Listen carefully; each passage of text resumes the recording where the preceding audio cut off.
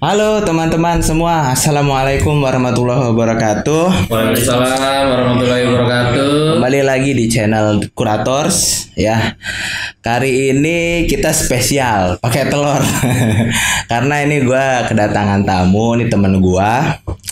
Halo bro. Assalamualaikum. Waalaikumsalam warahmatullahi wabarakatuh. Ini juga ada produk juga nih menarik nih, bisa kalian lihat.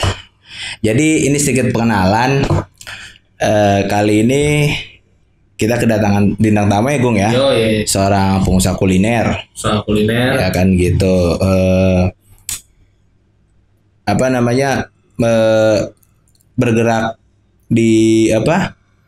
Dia juga sebenarnya ini Gung, apa namanya?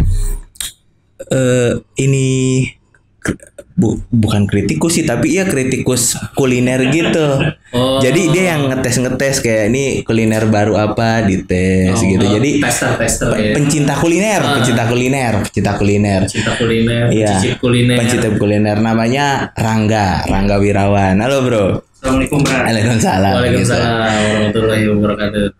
IG-nya apa nih bro Rangga nih kalau orang pengen kepo? Ya, IG pribadi Ranggawir. Ranggawir. Nah, kalau mau lihat cekidot jualan itu @rumanis pakai Z. Rumanis. Oke. Pakai Z. Nanti bisa dilihat di sini. Di sini. Iya. Di bawah Lah, pokoknya. Pokoknya nanti kita akan taruh ya link-linknya. Ini gue sedikit cerita aja bro Rangga. Ini gue kenalan gue udah 7 tahun ya, enggak ya? Kurang lebih Dari 2012. 12. Ya, 8 tahun gitu. Nah, Bro Rangga ini juga referensi gua dan teman-teman itu kalau ini kuliner, hunting kuliner gitu. Jadi referensi kita karena buat gua makanan tuh kalau nggak enak banget udah. Iya. Gitu. Tapi kalau Rangga nih dia bisa nih ini begini, harga segini, worthnya segini, dia paham. Dan kebetulan istrinya juga seneng hal yang sama ya enggak ya? Penggiat kuliner juga, jadi ya. Untuk itulah mungkin kita dipertemukan. Masya Allah. Jadi pairnya udah cocok tuh. Bahkan punya ini ya apa akun juga apa yang sarang rasa itu. Oh iya, itu yang khusus kulinernya. Kuliner. Untuk jualannya Rumani. Jadi boleh nanti dikepoin ya, gitu. Boleh. Oke, Gung. Bro Rangga, hari ini kita akan membahas topik yang sangat relatable sama kita gitu. Ini umum terjadi di semua kalangan, hampir semua kalangan gitu ya. Mau dia pekerja, mau dia apa? Guru, karyawan, dosen kayak sekalipun tentara juga mungkin bisa, cuman Bisa. gitu loh. Nah, kontennya ini berjudul stress eating ya. Stress eating. Nah, gue bahas dulu ya, apa itu stress eating? Nah, jelasin dulu bro nanti. Ya, begini, kawan-kawan. Definisi stress eating adalah mengkonsumsi makanan sebagai bentuk respon terhadap perasaan atau feeling. Nah, jadi khususnya ketika tidak sedang lapar. Jadi lu tidak sedang lapar sebenarnya, Gung. Tapi tubuh lu memberikan respon kalau lu kepengen makan. Gitu loh. Jadi sebenarnya makna stress eating itu bisa disamakan dengan emotional eating. Emotional eating ya artinya gini, emosi jiwa lo itu yang mengontrol tubuh lo, mendikte untuk makan sebanyak-banyaknya. Itu stress eating dari definisi. Kayak gitu. Lalu kita masuk ke penyebabnya, why-nya. Boleh Gung, dibahas Gung. Pembahasan rasionalnya apa untuk stress eating ini? Pertama kan mesti dikenalin dulu ya, emotional eating cycle-nya gitu kan. Menganggap bahwasannya menganggap makanan adalah rewards gitu, hadiah, selebrasi pada beberapa situasi seperti kalau lu kayak misalnya habis kerja keras, terus lagi ngalamin hal-hal yang cukup menyedihkan, gitu kan, kesepian gitu kan. Marah kayak gitu. Bahkan kalau orang lagi bosen, lu bosen terus untuk reward atau menghilang rasa bosan itu dengan lu makan. Dengan makan. Masalahnya tubuh lu tidak sedang lapar. tubuh nggak lapar, cuman ketika bosen nih ngapain, nih enak nih ngemil nih, kayak gitu tuh. Lu nggak ada hal yang dilakukan lagi, hal yang menyenangkan buat lu makan. Nah jadi munculnya itu berdasarkan situasi emosi. Iya sih betul. Penyebab itu. Jadi kalau ketika kondisi emosi kita mungkin lagi nggak stabil, kalau gue bilang, entah lu mungkin lagi capek, stres gitu kan, putus cinta, bercerai,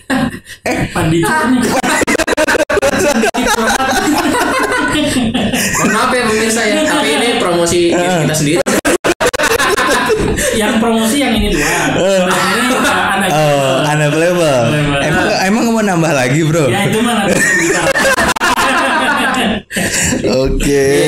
Munculnya itu karena situasi emosi yang menurut gua lagi tidak stabil. Bosan termasuk tidak stabil nggak sih kalau menurut gua? Kalau lu sampai bisa mengakibatkan efek gitu ya, mengakibatkan stress eating itu terjadi, nah itu berarti gak stabil lu bosannya gitu. Iya sih, emosional. Gitu. Iya. Sebenarnya gua sangat sering mengalami kejadian ini. Tapi gua baru tahu kalau itu namanya emotional eating. Gue pikir itu normal-normal aja. Normal aja ya. Gue pikir itu normal aja. Nanti kita bahas. Tenang dulu. Ya. Nah, habis itu kita bahas where.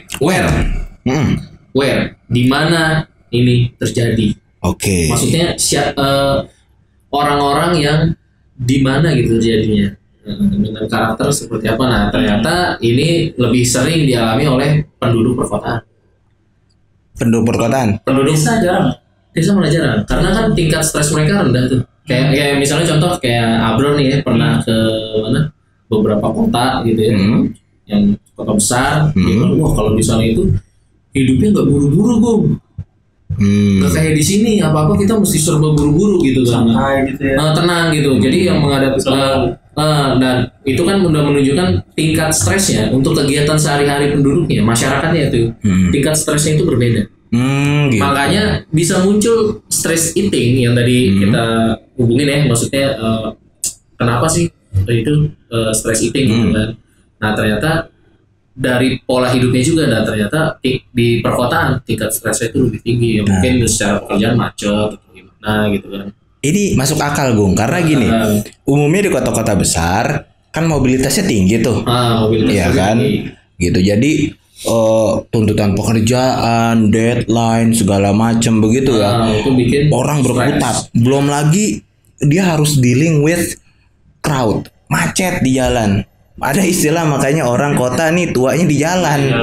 Begitu. Iya, itu kan stres yang bertimbun, menumpuk Bahkan ini begitu. Ada beberapa yang gue lihat terutama pekerja wanita. Kenapa wanita? Misalnya dia bawa mobil pribadi nih, ketika dia lagi macet, stres, selain ini dia ngemil. Dia pulang itu mesti kayak gue punya ada beberapa orang yang gue tahu punya hobi kayak gitu tuh, kayak ini ntar ini buat di jalan. Jadi kayak misalnya dia kayak pulang naik kereta nih misalnya, di stasiun dia jajan dulu. Nah nanti ketika dia nanti mungkin naik bis umum, setelah turun dari stasiun naik bis umum gitu ya, dimakan.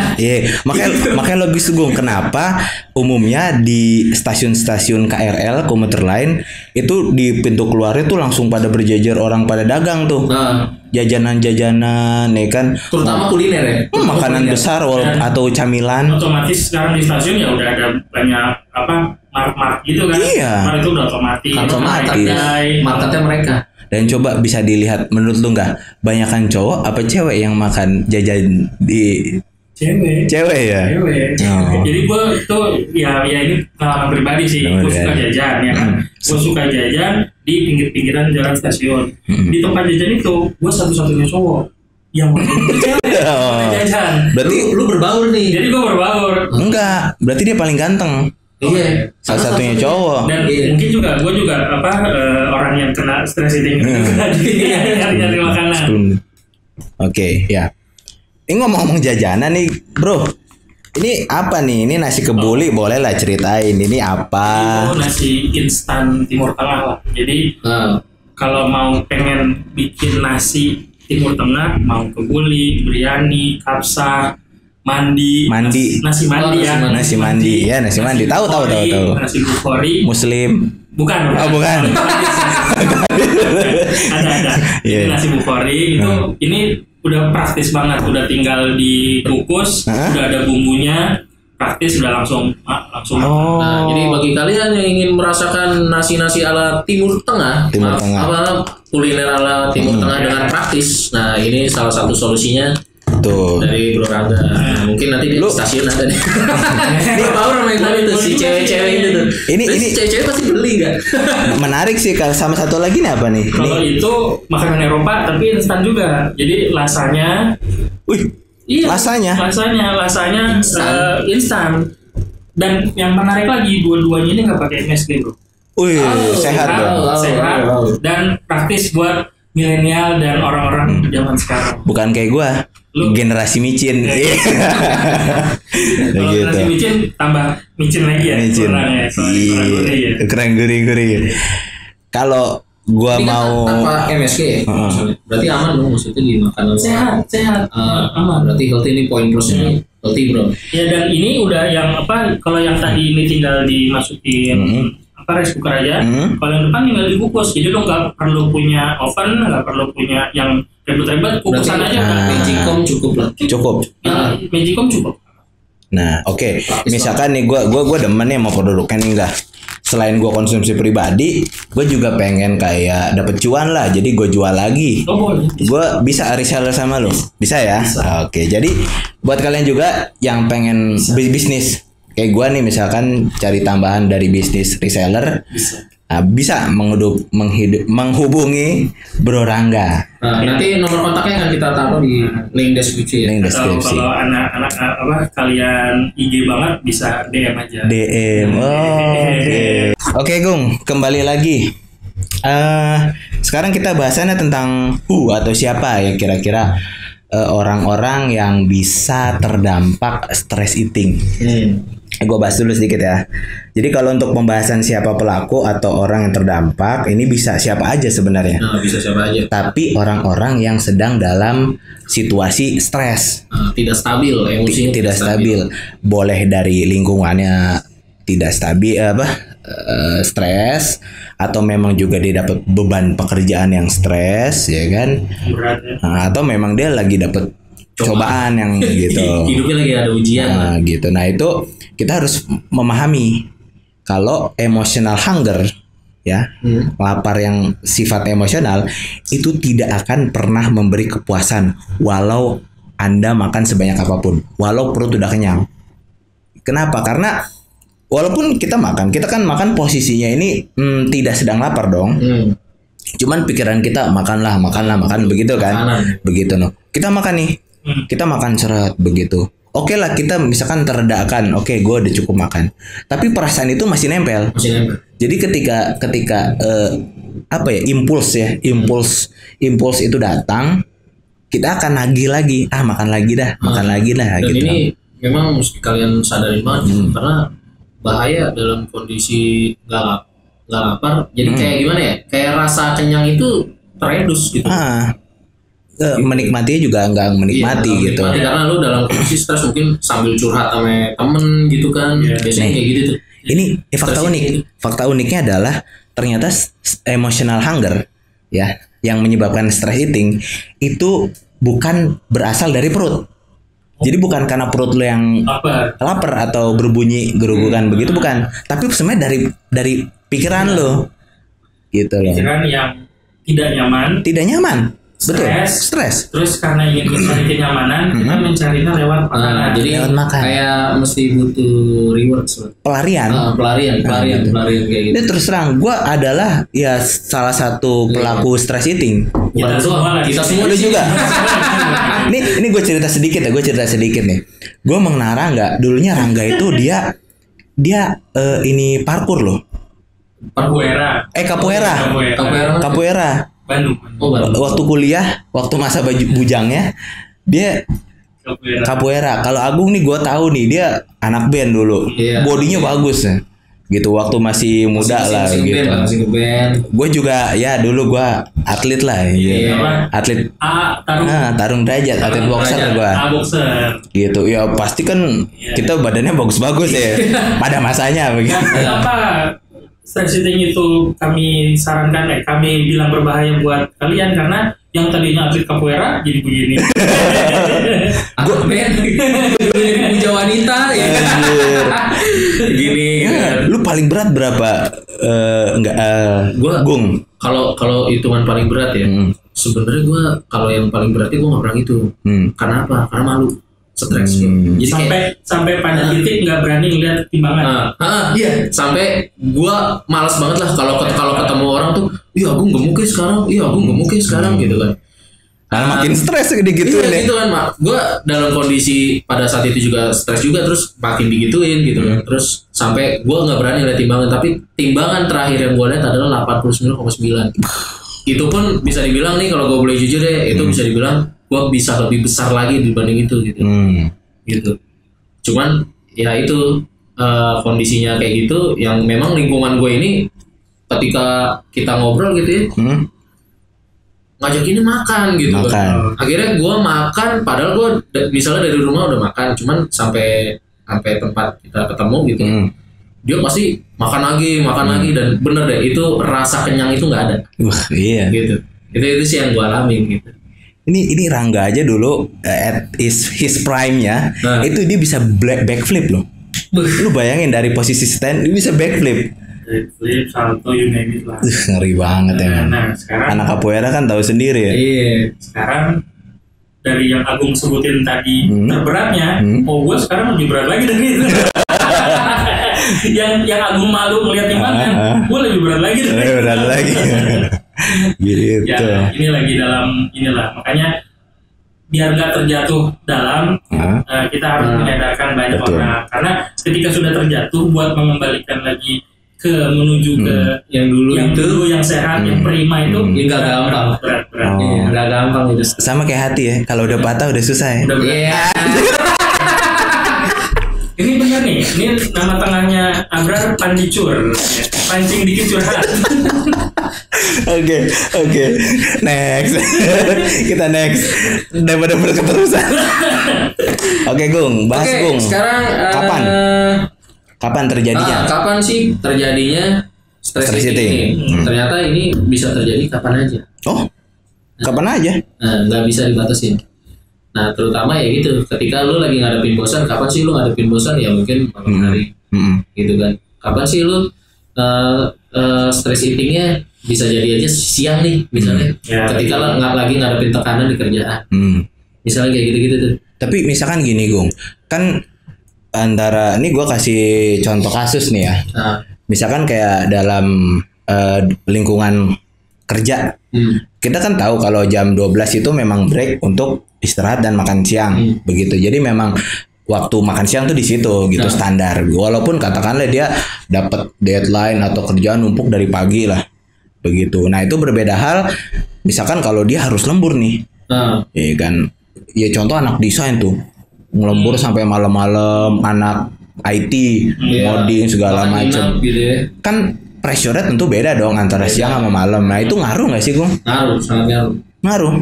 Makanya tadi gue bilang kan kayak ada cewek yang kalau mau pulang kerja, terutama nih biasanya selain yang misalnya punya job desk 9 to 5 ya, yang job desk-nya bisa fleksibel itu kayak marketing contohnya. Marketing.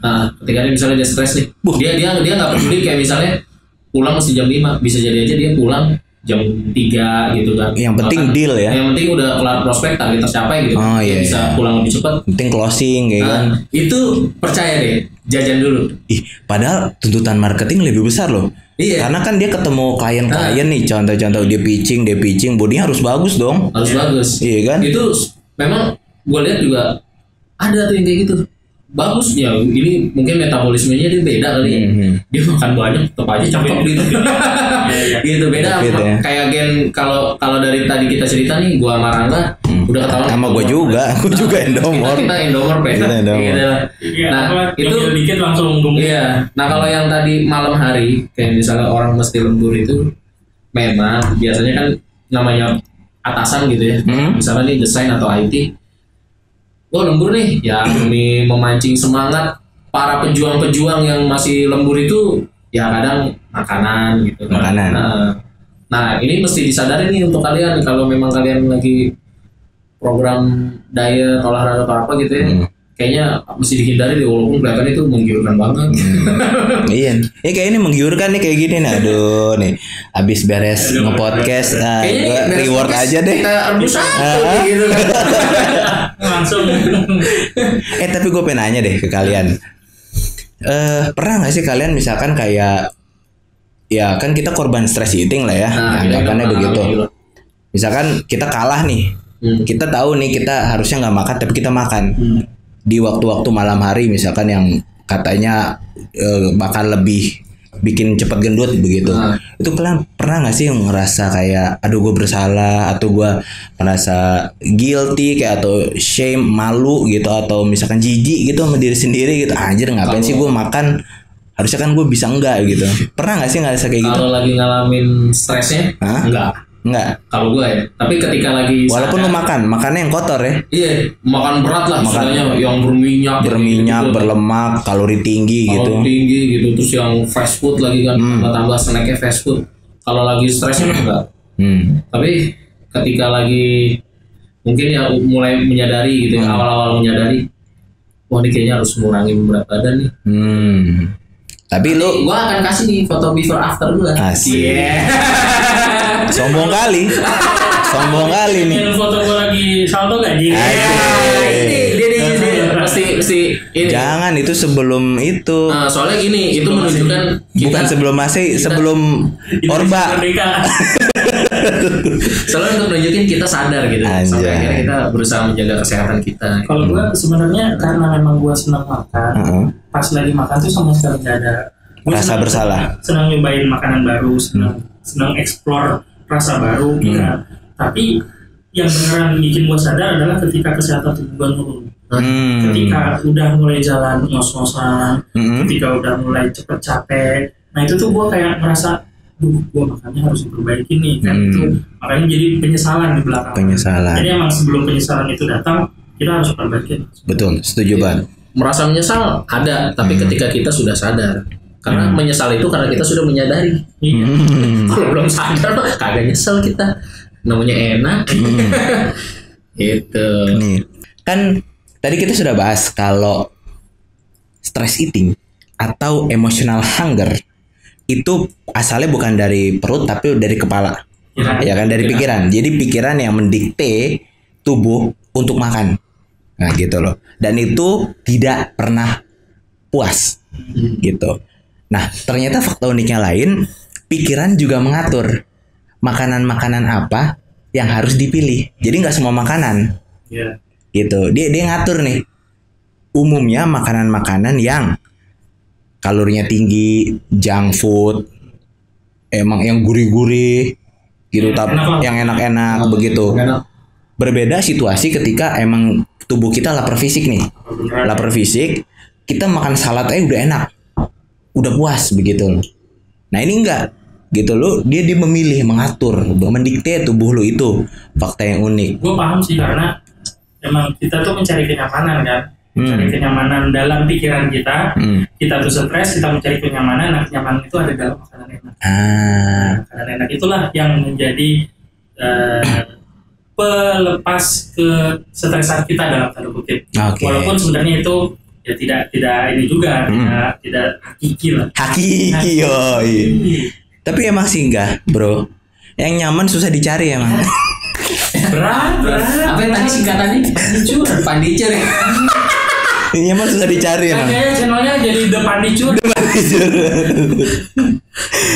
Oke, lo ada komentar Gung seputar ini? Ya, terus dimudahkannya ya dengan mendapatkan makanan gitu ya. Dengan adanya pemesanan online kayak gitu-gitu yang iya tuh sekarang udah tinggal era digital, kemudahan gitu. Terus ditambah lagi dengan adanya potensi seperti itu yang membuat pengusaha-pengusaha kuliner ada yang membuka jamnya lebih 24 jam. 24 jam. Lebih seperti itu. Jadi yang kenapa orang yang lembur kayak gitu-gitu lebih mudah kena stress eating gitu. Terus bahkan orang yang idle di rumah yang sering rentan terjadi itu malam, kenapa itu ya karena itu. Jadi memang zaman sekarang ini kita makin sulit untuk menolak stress eating sebenarnya. Iya, makin sulit untuk Menolak makan enak. Menolak makan enak. Karena dimudahkan. Karena sangat mudah. The food is in your hand. Asik. Oke, Gung. Sebelum gua masuk ke bagaimana cara mengatasinya, Nah, gua mau tanya dulu ke lo nih. Gua mau bahas nih, kira-kira profesi apa yang rentan menjadi korban stress eating? profesi yang rentan sebagai stress eating, nah ini biasa terjadi kayak misalnya IT. IT. Kenapa IT? Dia mesti lembur. Yang dia mesti lembur karena deadline kan, yang banyak deadline-nya. Marketing. Ketika dia mesti ya terkadang ya dia nggak perlu sampai malam sih, tapi kayak misalnya dia untuk entertain kliennya lah, untuk menyambut kliennya aja dia makan tanpa mikir gitu. Pitching ya. Pokoknya yang jam kerjanya inilah ya, nggak teratur ya, bisa. Iya, jam kerjanya itu bisa dibilang nggak teratur gitu, bukan yang ini yang gua sebutin adalah yang paling besar potensinya ya. Potensi. Ini kan tadi kita udah announcement bahwasanya ini bisa terjadi di siapa saja. Tapi ini yang memiliki potensi paling besar untuk terkena stress eating gitu. Yang biasanya tuh ya gitu deh, developer. Developer kenapa? Bukan software gitu. Kirain properti bukan ya? Bisa jadi gitu kan. Yang properti mungkin gitu. Tapi gua belum memasukkan ini kepada radar yang paling besar kemungkinannya. Enggak, maksudnya berarti developernya developer program, desain. Gitu kan. Iya, anak-anak desain tuh kan pada anak DKV ya, DKV begitu kan pada bekerjanya tuh sampai lembur berhari-hari gitu kan. Walaupun ada juga orang yang sebaliknya malah gitu kan. Nggak ingat makan gitu. Nggak ingat makan. Nah itu sih kalau dari gua yang paling sering kena stress eating gitu. Tapi profesi dokter gua belum tahu tuh. Apakah kena apa enggak tuh. Iya, kalau kayak chef gimana? Chef kan asik banget tuh. Cek. Ya kalau gue lihat itu stresnya sih. Iya. Chef tuh kalau dia kerjanya di hotel yang harus ini ya, pesanan buahnya banget tuh bisa aja stres. Cuman kalau dia punya home cooking di rumah sendiri atau mungkin tidak terlalu stres, nggak terlalu. Tapi beberapa chef yang gue sering lihat di TV gitu, badannya sekarang agak gedean semua. Gitu. Tapi chef yang perempuan pada oke bodinya. Jadi apa chef Renata? Itu kan kayak inilah apa? Farah Queen tuh soalnya gitu. 3 itu udah lama ya di kuliner tapi Renata. Chef Renata. Itu ini apa yang lu mau pikirin? Ya itu karena dia kayaknya bisa menangani stress eatingnya gitu. Nah, dia mampu menangani itu gitu. Jadi memang pengetahuan tentang gizi biasanya chef itu kan dibekelin juga kan. Iya tuh gizi tuh. Terus makanan mana yang sehat yang enggak. Jadi dia otomatis udah bisa milah-milah. Mungkin ya. Oke. Terakhir kita masuk ke how to deal with stress eating. Bagaimana cara menanggulanginya? How do I stop stress eating? Jadi buat teman-teman ada beberapa tips yang bisa dilakukan untuk menghentikan kebiasaan ini. Ini tips ini gua sadur atau gua ambil dari konten milik Mayo Clinic Staff pada program weight loss. Gain control of your emotional eating gitu ya. Jadi pertama advice-nya atau sarannya pertama tame your stress, artinya kendalikan stres kalian gitu. Jadi kenapa? Jadi gini, karena stres itu penyebab utama, ya dong. Kita harus mengontrol gitu loh. Jadi kalau ketika itu masalah udah hilang kan kita bisa ini, bisa melakukan kayak stress management healing seperti yoga, meditasi atau deep breathing. Jadi misalkan kalau lu udah merasa nih ini sebenarnya lu aware kalau lu stress eating, coba tarik nafas dulu, relax dulu, sampingkan dulu kerjaan, tarik nafas, buas gitu. Atau buat yang muslim itu bisa juga cara buat time stressnya itu datang ke kajian. Nah iya tuh. Jadi kita tahu stres kerjaan itu ya bukan yang dicari di dunia. Ada yang lebih hakiki lagi, yaitu kehidupan setelah mati. Jadi kalau misalnya kita paham akhirat itu seperti apa, yang kita kejar itu surga, itu nggak akan lah stres banget di kerjaan. Betul. Manage your stress. Kayak gitu. Lagi pula di kajian juga, walaupun kita dengerin kajian gitu, tapi bukan di posisi ideal itu sebenarnya. Adem tau. Pikiran kita lagi fokus. Gue ngerasa adem aja misalkan kayak kajian mana gitu ya. Ya mungkin mudah-mudahan banyak malaikatnya Bang. Jadi adem gitu. Insyaallah ya gitu. Yang kedua, jadi gini, tanyakan pada diri sendiri apakah lapar ini kebutuhan fisik atau bukan. Gitu loh. Jadi ya kan tanyakannya ya mendiri, misalkan kayak benar lo yakin makan itu, lo emang beneran lapar gitu, atau cuman kayak godaan aja gitu. Kan tadi lu udah makan. Gitu kan. Iya, masalahnya kan kadang kita paham nih. Beberapa jam lalu bukannya lu udah makan nasi Padang kan gitu. Atau cek dulu kali, minum air putih dulu, jadinya kalau misalnya laparnya ini kan bisa lebih ditekan lah. Diredus. Nah, itu juga bisa tuh. Jadi kita akan paham kalau ternyata ini stress eating, bukan lapar yang bener-beneran gitu.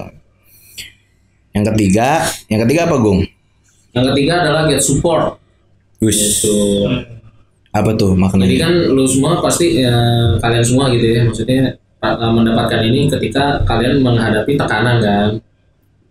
Nah, alihkan fokus sementara pada orang-orang yang bisa dipercaya memberikan dukungan. Jadi kayak mungkin kalian mesti ketemu sama teman kalian yang menurut kalian bisa memberikan dukungan pada trouble-nya kalian gitu, persoalannya kalian. Nah, itu orang-orang dekat ya. Orang-orang dekat. Nah, terkadang mereka lebih mampu untuk mengingatkan karena mereka lebih kenal kalian kan dibanding orang lain gitu. Kayak misalnya mungkin kalian lagi ngejak teman kalian tahu nih kalau kalian tuh sebenarnya korban stress eating. Nah, dia tuh akan lebih mampu mengingatkan dan itulah intinya benar-benar butuh support. Jadi kayak teman yang lu bukannya baru makan tadi gitu kan. Iya, kayak kalau keluarga kalau keluarga ngomong gitu tapi ngingetin supaya kita berhenti kan. Kalau kadang kan mungkin ada beberapa teman biasa gitu yang emang ngenyek gitu loh. Lu kok gendutan gitu mah. Jadi body shaming gitu.